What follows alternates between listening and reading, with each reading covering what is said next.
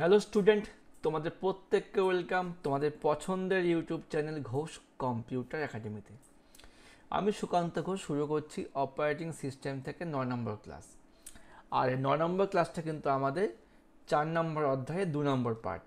ঠিক আছে, তোমাদের কিন্তু প্লেলিস্ট দেওয়া আছে, আর প্লেলিস্টের নাম কিন্তু তোমাদের এই অপারেটিং সিস্টেম বলে দেওয়া আছে। এই আমাদের playlist basic operating system semester 4, তোমরা দেখে নেবে। আর আমাদের কিন্তু সেমিস্টার 1-এরও সমস্ত প্লেলিস্ট বানানো আছে। ওকে, তো আজকে আমরা ক্লাসটা শুরু করছি, 9 নম্বর ক্লাস। তো তোমরা দেখতে থাকো, আর অবশ্যই প্রত্যেকে ভিডিওগুলোকে লাইক কমেন্ট করবে, কারণ তোমাদের কিন্তু যে পরিমাণে সাবস্ক্রাইবার আছো তোমাদের কিন্তু ভিডিওর ভিউজ এবং লাইকের পরিমাণ একদমই কম। ঠিক আছে, তোমাদের ব্যাপার, তোমরা যেমন রেসপন্স দেবে সেটাকে মানতে হবে। ঠিক আছে, আচ্ছা। তো আমরা কিন্তু বিগত ক্লাসে অ্যাড্রেস স্পেস পড়েছিলাম, যেখান থেকে আমরা ফিজিক্যাল অ্যাড্রেস স্পেস এবং লজিক্যাল অ্যাড্রেস স্পেসের পার্থক্য অবধি লাস্ট দেখেছিলাম। ঠিক আছে, তো আজকে আমরা শুরু করবো মেমোরি অ্যালোকেশন থেকে শুরু করবো 14 নম্বর কোশ্চেন। যদি আমরা দেখি, আমরা কিন্তু এই ক্লাসটা গুহপাল স্যারের বই থেকেই করব। ধন্যবাদ চিন্ময় গুহ এবং আশুতোষ পাল স্যারকে। আচ্ছা, তো আমরা সিলেবাস থেকে মেমোরি ম্যানেজমেন্টের প্রথমে এইটুকু পার্টই করেছিলাম। তো আজকে আমরা শুরু করবো মেমোরি অ্যালোকেশন থেকে। দেখি কতদূর কি ক্লাসটা শেষ করতে পারি, কারণ দেখে মনে হচ্ছে সিলেবাসটা এইটুকু, কিন্তু সিলেবাসের সময় কিন্তু অনেক কিছু লিঙ্ক জড়িত হয়ে আছে। আর তোমাদের কিন্তু প্রথমবারের মানে পরীক্ষার্থী হিসেবে তোমাদের কিন্তু সম্পূর্ণ বইটাই ভালো মতো পড়তে হবে, খুঁটে খুঁটে পড়তে হবে, কারণ কমন কিছু নেই। সাজেশান বলতে আমি জানি না সাজেশান বলতে কী হবে, কারণ আমি সবার জন্যই সিলেবাস ওয়াইজ পড়াচ্ছি। হ্যাঁ, তো মেমোরি অ্যালোকেশন মানে আমাকে মেমোরিটাকে অ্যালোকেট করতে হবে। হ্যাঁ, আমাকে মেমোরিটাকে অ্যালোকেট করতে হবে যে একটা কাজ করতে কতখানি মেমোরির প্রয়োজন। দেখো কী বলছে, অপারেটিং সিস্টেমের মেমোরি অ্যালোকেশনে বরাদ্দকরণ। আচ্ছা, অ্যালোকেশনের বাংলা মানে কি? মেমোরি বরাদ্দকরণ। ঠিক আছে, মেমোরি অ্যালোকেশন বা বরাদ্দকরণ হলো একটি কম্পিউটার সিস্টেমে চলমান বিভিন্ন প্রোগ্রাম বা প্রসেসকে তাদের প্রয়োজনীয় মেমোরি বা র্যামকে বরাদ্দ করার প্রক্রিয়া। সহজে বলি, অপারেটিং সিস্টেমের মেমোরি অ্যালোকেশন হচ্ছে একটা প্রসেস যেটা চলছে তার জন্য কতখানি র্যাম বরাদ্দ হবে, সেটার প্রক্রিয়াকে বলা হয় মেমোরি অ্যালোকেশন। ওকে, এই অপারেটিং সিস্টেমের মেমোরি অ্যালোকেশন আবার দুই ধরনের আছে। কী কী? ধারাবাহিক বা কন্টিগুয়াস মেমোরি অ্যালোকেশন, আর একটাকে বিচ্ছিন্ন বা নন কন্টিগুয়াস মেমোরি অ্যালোকেশন। তাহলে মেমোরি অ্যালোকেশন কত প্রকার? অবশ্যই দুই প্রকার, ধারাবাহিক এবং বিচ্ছিন্ন। ধারাবাহিক মানে কন্টিগুয়াস, মানে কন্টিনিউ যেটা চলছে, আর হচ্ছে নন কন্টিগুয়াস। ওকে, তো আমরা বইটা বের করে নিই। বই থেকেও আমরা দেখতে হবে, কারণ তোমাদের অনেকের কাছে বই আছে।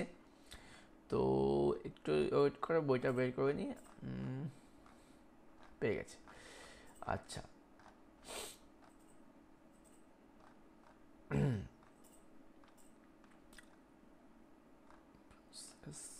সরি, এটা কোনটা বের করবে? এটা একটু ওয়েট করো।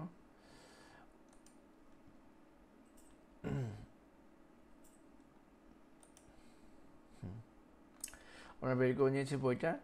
এখান থেকে আমরা লাস্ট শেষ করেছিলাম গুরুত্বগুলো অবধি। তো এবার শুরু হচ্ছে মেমোরি অ্যালোকেশন। পার্থক্য আমাদের হয়ে গেছে এই বরাদ্দকরণ প্রক্রিয়া। দেখো, এখানে মেমোরি অ্যালোকেশন আবার দু প্রকার, যেটা আমি খাতা লিখিয়েছি, কন্টিগুয়াস এবং নন কন্টিগুয়াস। ওকে, কন্টিগুয়াসের মধ্যে আবার ভাগ আছে ফিক্সড পার্টিশনিং আর ডাইনামিক পার্টিশনিং, আর ননের মধ্যে ভাগ আছে পেজিং আর সেগমেন্টেশন। ঠিক আছে, তো দেখো ভাগের মধ্যে ভাগ আছে। হ্যাঁ, তো আমাদের যে সিলেবাস ছিল ওখানে কিন্তু দেওয়া আছে খালি মেমোরি অ্যালোকেশন বলে আছে, ফিক্সড আর ভেরিয়েবল দেওয়া আছে। এখানে কিন্তু কন্টিগুয়াস দেওয়া নেই, নন কন্টিগুয়াস দেওয়া নেই। ঠিক আছে, তো আমাদের কিন্তু সব কিছুই পড়তে হচ্ছে। হ্যাঁ, আচ্ছা, তো এবার আমরা দেখবো হচ্ছে কন্টিগুয়াস ব্যাপারটা কি। আমরা নোট থেকে দেখে নিই কন্টিগুয়াস ব্যাপারটা কি, নোট থেকে। আর নোটটা বের করে নিই একবার।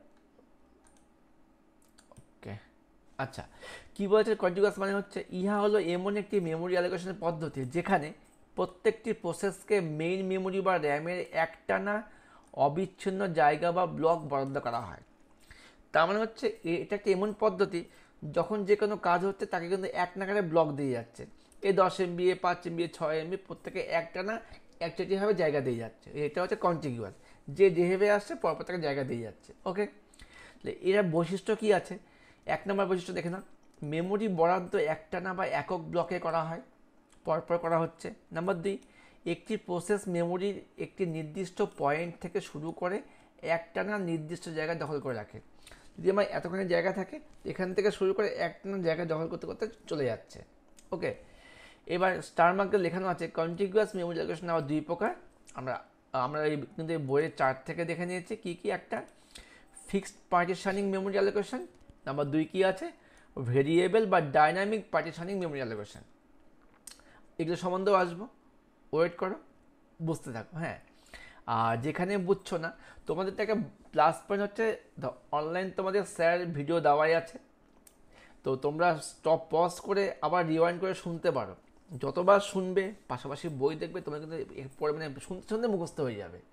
এটা কিন্তু আমাদের বাড়ির ক্ষেত্রে হয়, যখন আমরা পড়াই বাবার করে টপিকটাকে নিয়ে আলোচনা করি, জিজ্ঞেস করি, অনেকটাই মুখস্থ হয়ে যায়। আচ্ছা, এবার দেখো ফিক্সড পার্টিশনিং ব্যাপারটা কি। ফিক্সড পার্টিশন থাকবে, মানে নির্দিষ্ট করে বলা থাকবে যে এই পার্টিশনে আমি ভাগ করেছি।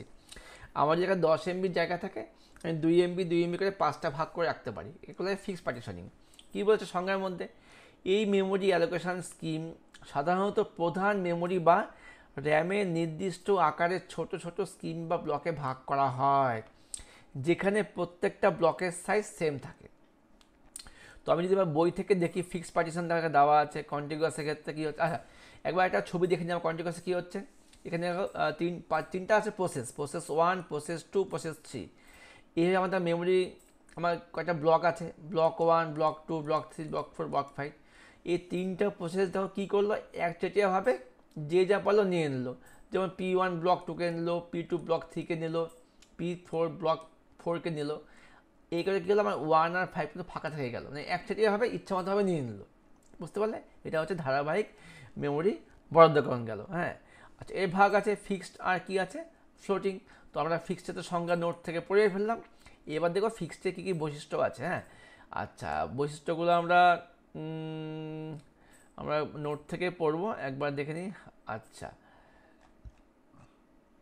ঠিক আছে, তাহলে ফিক্সডের বৈশিষ্ট্য দেখে নিই আমরা কী বলছে।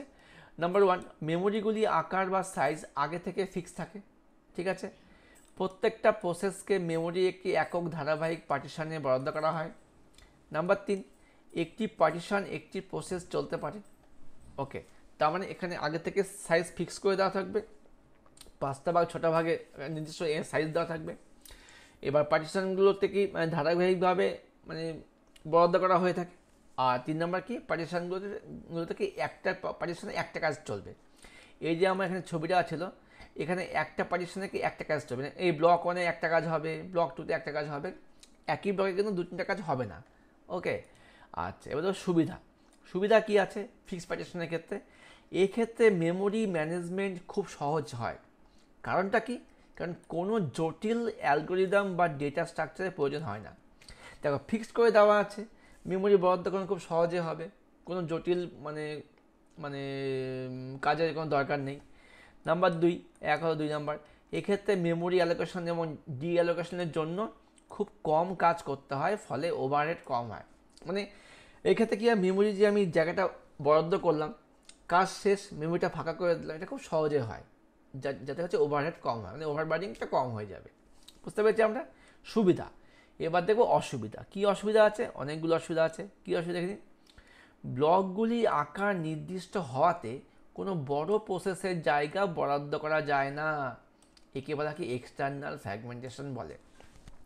এখানে দেখো একটা প্রশ্ন আসে যে এক্সটার্নাল ফ্র্যাগমেন্টেশন কি।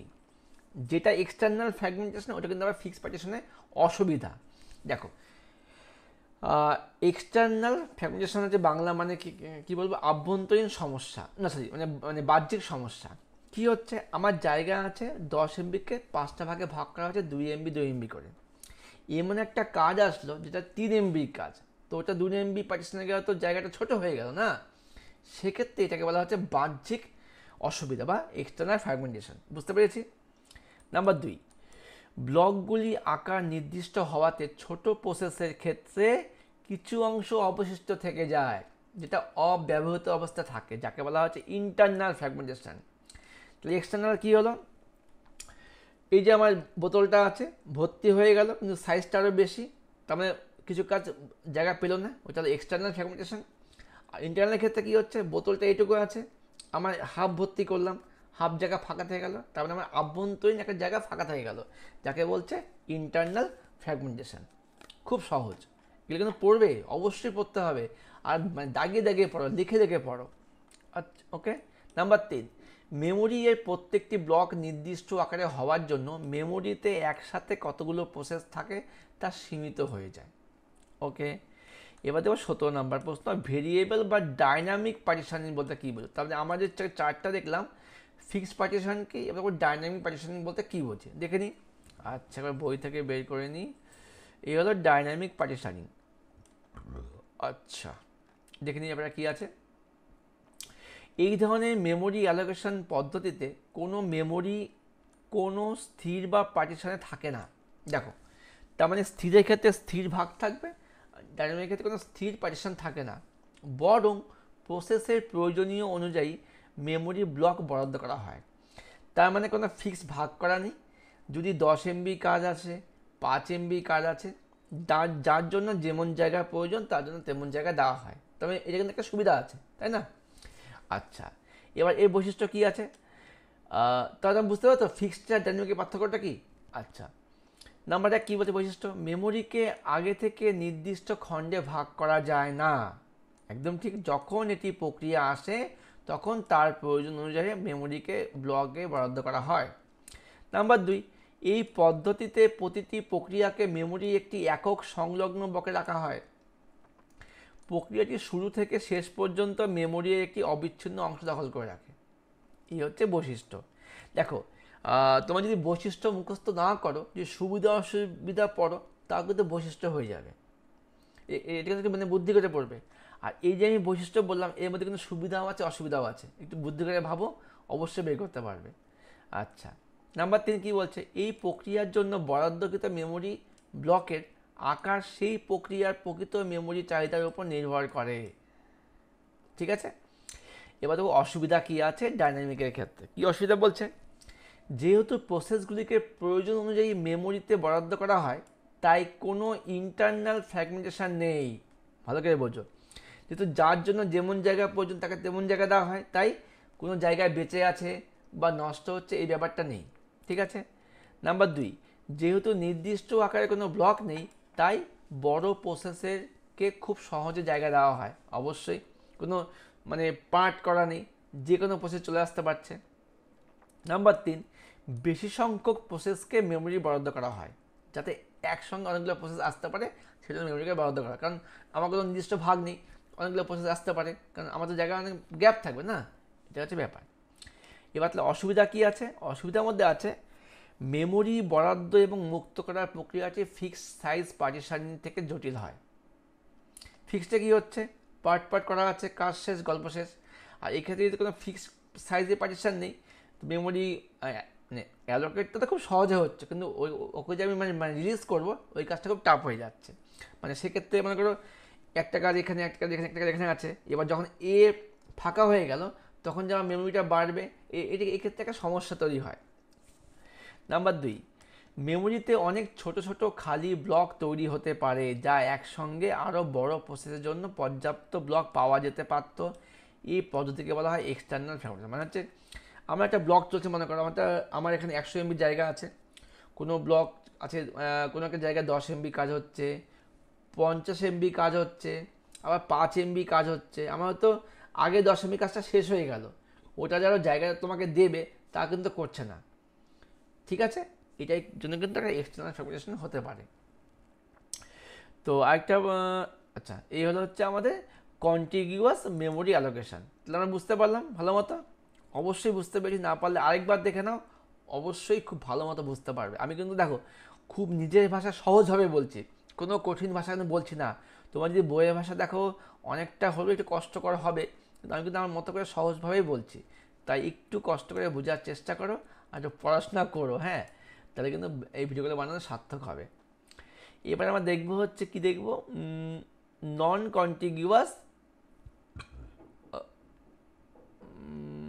আচ্ছা আচ্ছা, এখানে আরেকটা পার্ট ছিল, হচ্ছে প্রশ্ন 18 নম্বর প্রশ্ন কি আছে, কন্টিগিউয়াস মেমোরি অ্যালোকেশন পদ্ধতির বিভিন্ন কৌশলগুলো কী কী। এই যে আমরা কন্টিনিউয়াস মেমোরি অ্যালোকেশন করবো, এই কিছু মানে কৌশল আছে। কী কৌশলগুলো আছে দেখে নিই আমরা। আচ্ছা আচ্ছা, এবার খাতায় লেখানো আছে, দেখে নাও। First fit, best fit, worst fit. খুব মন দিয়ে 3টা পার্ট বুঝবে, আমি তোমাকে ভালো মতো বুঝিয়ে দিচ্ছি। দেখো, আর বই যদি দেখি, বইতে কী কী পয়েন্টগুলো আছে বই, আচ্ছা বই অসুবিধার মধ্যে দেওয়া আছে ফার্স্ট ফিট, বেস্ট ফিট আর ওস্ট ফিট। ব্যাপারটা কি, আমি বই থেকে বলছি। মনে করো আচ্ছা, মনে করো তোমরা কোনো একটা ভবনে, মানে কোনো একটা হলে হয়তো কোনো অনুষ্ঠান দেখতে গিয়েছো, ফাংশন হচ্ছে, গিয়ে তোমাকে গিয়ে বসতে হবে। দেখো, এবার যখন কেউ কোথাও বসে তখন নিশ্চয়ই কেউ পরপর সিটে বসে না, এখানে ফাঁকা রেখে এখানে বসলো, ওখানে ফাঁকা রেখে পিছনে বসলো। তো তুমি ঢুকে দেখে যেখানে ফাঁকা পেলে ওখানেই বসে গেলে, ভালো করে বোঝো, যেখানে ফাঁকা পাচ্ছ ওখানে বসে যাচ্ছ। এটা হচ্ছে ফার্স্ট ফিট। ওকে, আরেকটা হচ্ছে বেস্ট ফিট। বেস্ট ফিট কি, তুমি গিয়ে দরজাটা যে ঢুকে ওয়েট করছো যে কোথায় বসা যায়, কোথায় বসলে আমার সুবিধা হবে, তুমি গিয়ে ওখানে বসলে, ওটা হচ্ছে মানে বেস্ট ফিট, তুমি চয়েস করে বসলে। আরেকটা কি ওস্ট ফিট, কোনটা?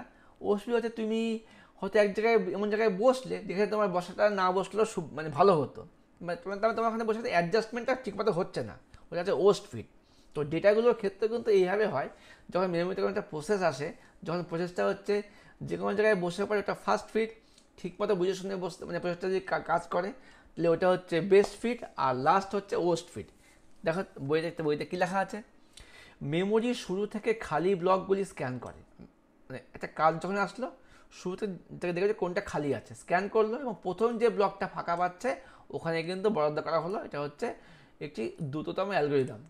ওকে, নাম্বার 2 কী আছে, সমস্ত উপলব্ধ খালি স্থানকে স্ক্যান করা হয় এবং যে ব্লকটি প্রক্রিয়ার আকারে সবচেয়ে কাছাকাছি থাকে তাকেই কিন্তু নির্বাচন করা হয়। মানে কি, অর্থাৎ সবচেয়ে ছোট কিন্তু যথেষ্ট বড়, এটাকে নির্বাচন করা হচ্ছে, মানে বেস্ট চয়েস করা হচ্ছে, বেস্ট। এটি সবচেয়ে কম অব্যবহৃত স্থান তৈরি করে, তবে এটি ধীর হতে পারে। আর অস্ট্রেলিয়াতে কি বলছে, এক্ষেত্রে সমস্ত উপলব্ধ খালি স্থান স্ক্যান করা হয় এবং সবচেয়ে বড় ব্লকটিকে নির্বাচন করা হয়। ভালো বোঝো, মানে সমস্তগুলোকে স্ক্যান করলো, যেটার জায়গা সবচেয়ে বড়, আমি এখানে বসে রাজার মতো হয়ে বসবো হাত পা ছড়িয়ে, ওটাকে নির্বাচন করা হয়। এর ফলে কি অবশিষ্ট ব্লক তৈরি হয়ে যায়। তোমার লাগবে এইটুকু সিট, আমি যদি এত বড় একটা সোফার মধ্যে বসি তো আমার জায়গাটা নষ্ট হচ্ছে, আমি ওখানে কাউকে বসতে দিচ্ছি না। তো যা ভবিষ্যতে অন্য ছোট প্রক্রিয়াগুলোর জন্য ব্যবহার করা যেতে পারত, তবে এটি প্রায় আরও বেশি এক্সটার্নাল ফ্র্যাগমেন্টেশনের কারণ হয়ে পড়ে। বুঝতে পারলে, এই হচ্ছে আমাদের ফার্স্ট ফিট, বেস্ট ফিট আর ওস্ট ফিট। আশা করি বুঝতে পেরেছ। তো এই হচ্ছে ফার্স্ট ফিট। তো খাতাতে আমার তাই দেখানো আছে, মেমোরির শুরু থেকে খালি ব্লকগুলোকে স্ক্যান করা হয় এবং প্রথম যে ব্লকটি প্রক্রিয়ার জন্য যথেষ্ট বড় সেটিকে বরাদ্দ করা হয়। এটি একটি দ্রুততম অ্যালগোরিদম। ওকে, আর বেস্টে কি বলছে, সমস্ত উপলব্ধ খালি স্থানকে স্ক্যান করা হয় এবং যে ব্লকটি প্রক্রিয়ার আকারে সবচেয়ে বড় কাছাকাছি সেটিকে নির্বাচন করা হয়, এটি সবচেয়ে কম অব্যবহৃত স্থান তৈরি করে। আর ওস্ট ফিট কোনটা, এক্ষেত্রে সমস্ত উপলব্ধ খালি স্থানকে স্ক্যান করা হয় এবং সবচেয়ে বড় ব্লকটি নির্বাচন করা হয়। এক্ষেত্রে কিন্তু ইন্টারনাল ফ্র্যাগমেন্টেশন বা এক্সটার্নাল ফ্র্যাগমেন্টেশন কিন্তু মানে তৈরি হয়। ঠিক আছে, তো এই হচ্ছে first fit, best fit, worst fit. তাহলে কিন্তু আমরা সিলেবাস থেকে দেখো এটুকু কিন্তু দেখে নিলাম। হ্যাঁ, ফিক্সড পার্টিশন, ভেরিয়েবল পার্টিশন দেখে নিলাম। হ্যাঁ, এবার আমরা দেখবো যে বেসিক পেজিং আর সেগমেন্টেশন আর ভার্চুয়াল মেমোরি। ওকে, এবার দেখি আমরা অনুষ্ঠান থেকে কী কী কোশ্চেনগুলো কমপ্লিট করে ফেললাম। গতদিন তো আমরা অ্যাড্রেস স্পেস দেখেছিলাম, আজকে আমাদের মেমোরি, আজকে দেখলাম হচ্ছে আমরা ধারাবাহিক মেমোরি অ্যালোকেশন বলতে কী বোঝো, কত প্রকার কী দেখে নিলাম। ফিক্সড পার্টিশন বলতে কী বোঝো, ফিক্সড পার্টিশনের দুটো বৈশিষ্ট্য দেখে নিলাম, এর সুবিধা দেখলাম, অসুবিধা দেখে নিলাম। ভেরিয়েবলের ডাইনামিক পার্টিশন বলতে কী বুঝি, ডাইনামিক পার্টিশনের দুটি বৈশিষ্ট্য দেখলাম, এর সুবিধাও দেখলাম, অসুবিধাও দেখলাম। একই কিন্তু খুব সহজ না ব্যাপারগুলো। তারপর দেখলাম হচ্ছে ফার্স্ট ফিট কি, ইন্টারনাল ফ্র্যাগমেন্টেশন কি, এক্সটার্নাল ফ্র্যাগমেন্টেশন কি, আমি কিন্তু এটুকু দেখে নিলাম। অনেকগুলো কোশ্চেন কিন্তু আজকে 20 মিনিটের ভিডিওর মধ্যে আমি সলভ করেছি কিন্তু, মানে ব্যাপারটা কিন্তু অনেকটা বড়। ঠিক আছে, আর যেটুকু ক্লাস কিন্তু আমরা করাচ্ছি এটা কিন্তু টিউশনে কিন্তু আমাদের 2 দিন লেগেই যায় পড়া ধরে লেখাতে। আর তোমরা বলছো স্যার ভিডিও তাড়াতাড়ি দিন, দেখো ওদেরকে তো পড়াতে হয়, লেখাতে হয়, তারপর কিন্তু ভিডিও নিয়ে আসতে হয়, ঠিক আছে, একটু টাইম লেগেই যায়। আচ্ছা, এবার থেকে 3 নম্বরের প্রশ্ন আমরা কী কী করেছি আজকের ক্লাস থেকে আমরা এই আভ্যন্তরীণ ও বহিরাগত খণ্ডন, খণ্ডন বলতে ইন্টারনাল আর এক্সটার্নাল পার্টিশন, মানে ফ্র্যাগমেন্টেশন বলতে কী বোঝো, তারপরে ফিক্সড পার্টিশন কী, এর বৈশিষ্ট্যগুলো কী কী, ডাইনামিক পার্টিশন বলতে কী বোঝো, দুটি সুবিধা। দেখো যেগুলো আমরা 2 মার্কসেই পড়লাম ওর সঙ্গে কিন্তু জাস্ট লেজুর জুড়ে কিন্তু 3 মার্কসের কোশ্চেন বানানো হয়ে গেছে। তার মানে তোমরা বুঝতেই পারছো, তোমরা কিন্তু 3-এর প্রশ্নগুলো পড়লেই মোটামুটি অ্যান্সার তোমরা করতে পারবে। ভেরিয়েবল পার্টিশন নিয়ে সুবিধাগুলো কী, অসুবিধা কী, ফাস্ট, বেস্ট ও স্পিড বলতে কী বোঝো। এবার দেখো 5-এর প্রশ্ন, 5-এর প্রশ্নের মধ্যে আমরা কী করেছি আজকে আমরা অ্যাড্রেস স্পেসের গুরুত্ব আগের দিন হয়েছে, ভেরিয়েবল পার্টিশনিংয়ের মূল বৈশিষ্ট্য কী আছে, চিত্রসহ আমাদের চিত্র আসবে না, দরকার নেই, আভ্যন্তরীণ এক্সটার্নাল ফ্র্যাগমেন্টেশন বলতে কী বোঝো, তারপর হচ্ছে নন কন্টিনিউয়াস টাস্ক আমরা করে নিয়ে আমরা এইটুকু পার্ট পরের দিন শেষ করে দেবো। হ্যাঁ, তো পরের পার্টটা একটু হলেও বড় আছে, তো একটু টাইম লাগবে। যাই হোক, আরেকটা ক্লাসে কিন্তু আমাদের মেমোরি ম্যানেজমেন্টটা শেষ হয়ে যাবে। তো তোমরা ঝটাপট করে খুব বেশি বেশি পরিমাণ লাইক কমেন্ট শেয়ার করো, যাতে দেখো দেখো একটা ভিডিও আমরা ছেড়েছি 3 দিন হলো, আমার চ্যানেলে 20,000 সাবস্ক্রাইবার, সবে মাত্র 376 ভিউ। তার মানে তোমাদের হয়তো 376 জনের হয়তো ভালো লেগেছে, কিন্তু যাই হোক অনেকেই তোমার দেখো বা অনেকের কাছে এখানে পৌঁছাতে পারিনি। একটু বেশি পরিমাণে লাইক কমেন্ট করো, অবশ্যই খুব তাড়াতাড়ি আমরা এই চ্যাপ্টারটা শেষ করে দেবো। হ্যাঁ, ওকে, বাই, বেস্ট অফ লাক, দেখা হচ্ছে পরবর্তী ক্লাস নিয়ে। Good night.